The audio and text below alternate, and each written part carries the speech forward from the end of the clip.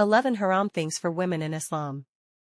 1. Abaya with belt. Tight or belted abaya reveals your shape, and Islam forbids that. 2. Shirt and pant. Dressing like men takes away modesty, it's not allowed in Islam. 3. Imitating men. A woman copying men loses her grace, Islam says no to that.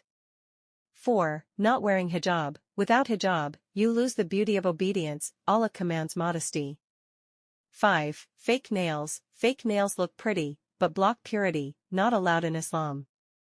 6. Trimming eyebrows. Changing your eyebrows means changing Allah's creation, it's forbidden. 7. Applying makeup. Too much makeup for show turns beauty into sin.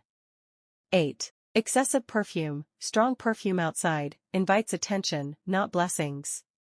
9. High bun hijab. Trendy hijab styles that show shape go against true modesty.